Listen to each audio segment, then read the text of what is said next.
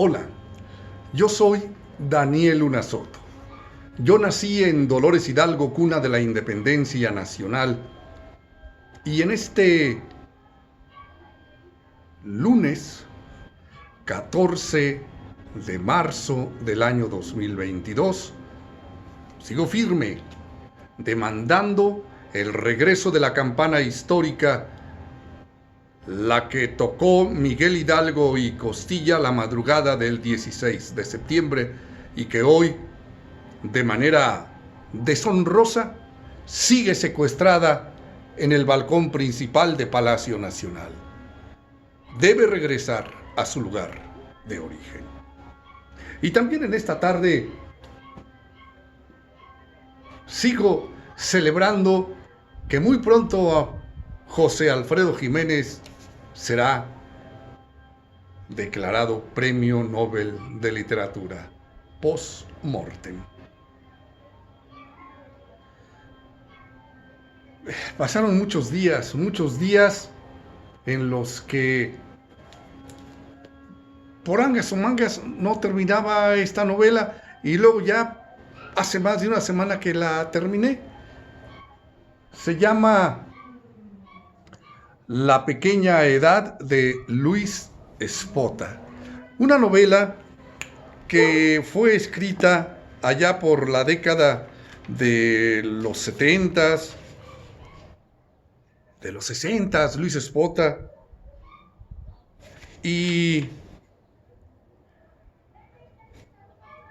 en esta novela histórica, Luis Espota nos narra de manera novelada desde los acontecimientos muy privados dentro de una familia, en una casa que está muy cerca de la Ciudadela, en la Ciudad de México, para narrarnos la decena trágica del 9 al 19 de febrero del año 1913 en la Ciudad de México, cuando el usurpador Victoriano Huerta ejecuta un golpe de Estado, asesinan a Francisco I. Madero y a José María Pino Suárez y toma el poder.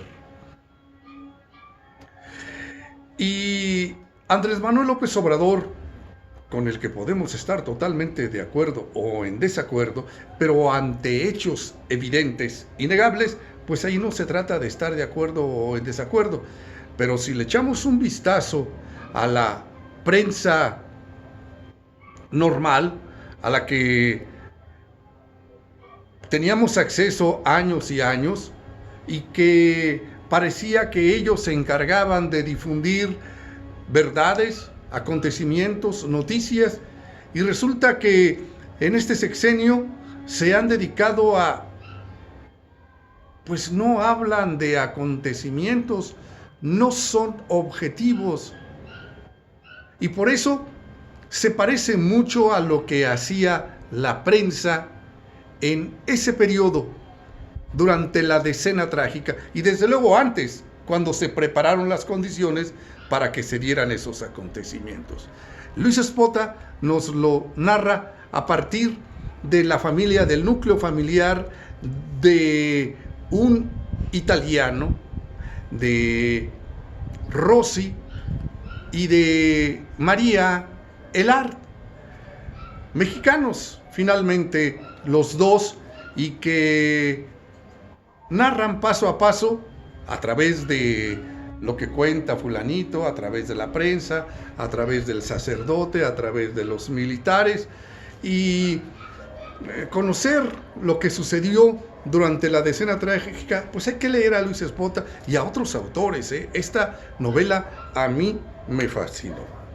Y si no somos muy adictos a la novela, pues mira, está bueno. Si no leemos mucho, pues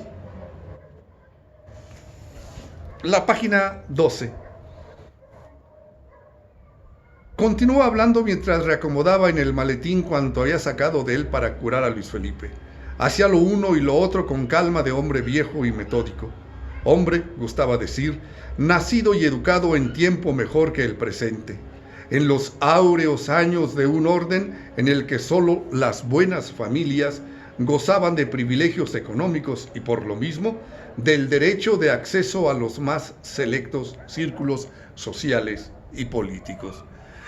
Quien habla es un médico que va a atender al hijo de la familia Rossi.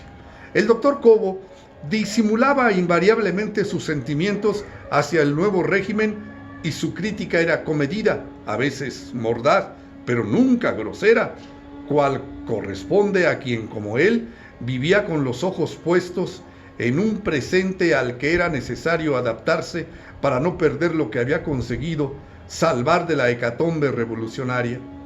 No había sido muy difícil para el médico de tantos ilustres porfiristas amoldar su vida al estilo que imponían las circunstancias del momento. En cierta forma, no había habido cambios fundamentales en la estructura de la sociedad mexicana, solo un ajuste, una redistribución de sus elementos, lo que hasta noviembre de 1910 se desempeñaban en los planos inferiores de la corte oficial, esto es, sumisos al grupo de aristócratas y ricos burgueses que integraban el séquito del dictador. Al ocurrir el colapso del héroe, pudieron remontar fácilmente el camino de la cumbre en la que ahora se hallaban y en la que actuaban de idéntica forma a como habían actuado sus predecesores. Entonces, con Francisco I. Madero, las cosas seguían igual. Mucho la tibieza de Francisco I. Madero.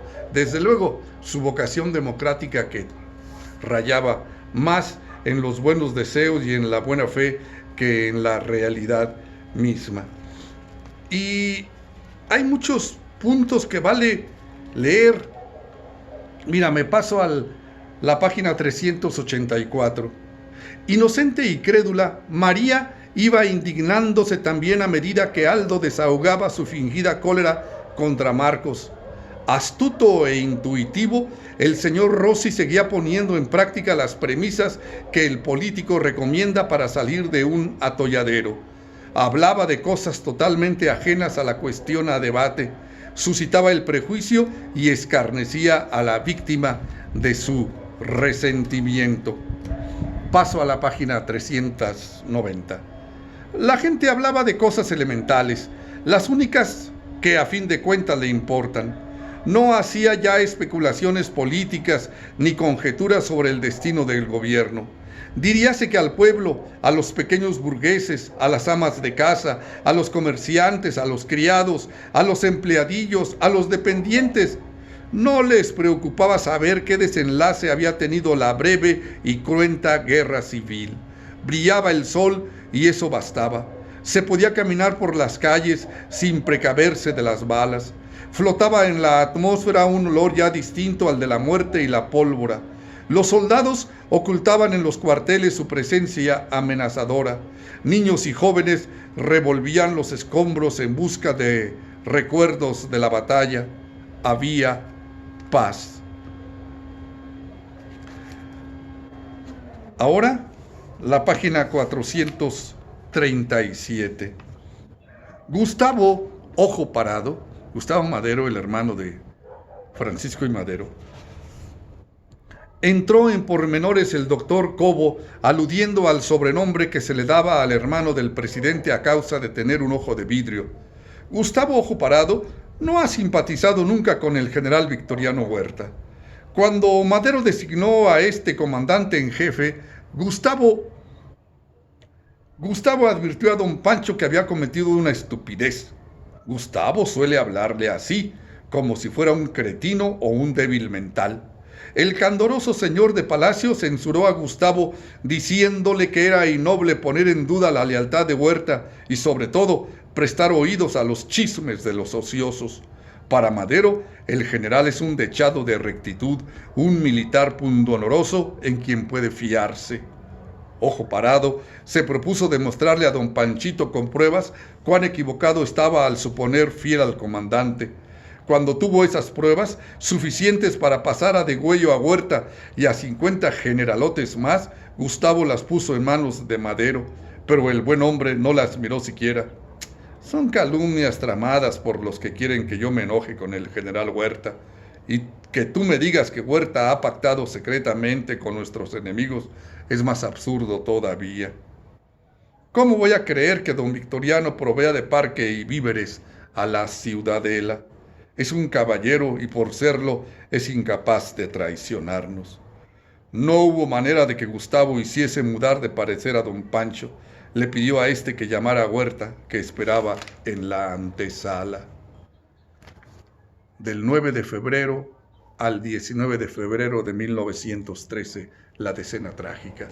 La triste historia del golpe de Estado encabezado por Victoriano Huerta, programado, planeado en la Embajada de los Estados Unidos.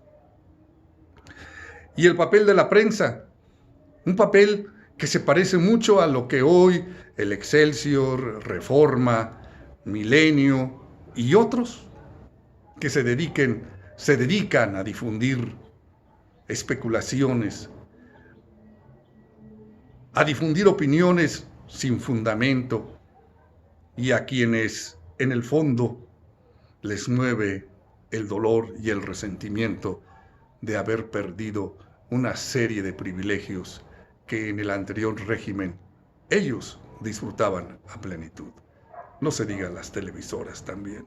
Y a los grandes magnates, a los grandes consorcios, a quienes en el menor de los casos se les condonaban cantidades inmensas de impuestos. Hoy, en el año 2022, pues con un presidente que se parece mucho a Francisco I. Madero en su vocación democrática, pero que además cuenta con una serie de visiones y de colaboradores que lo han llevado a las acciones. Y en eso sí hay una enorme, enorme diferencia. Andrés Manuel López Obrador es un presidente que ha emprendido grandes, grandes obras, que aún no alcanzamos a sopesarlas, no alcanzamos a verlas en su justa dimensión. Por mencionar solo dos: el Aeropuerto Internacional Felipe Ángeles y el Tren Maya.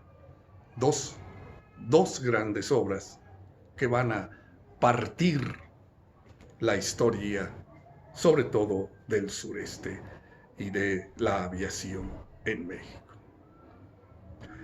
Yo soy Daniel Luna Soto, yo nací en Dolores Hidalgo, cuna de la independencia nacional, y la campana histórica va a regresar. Estoy confiado, va a regresar.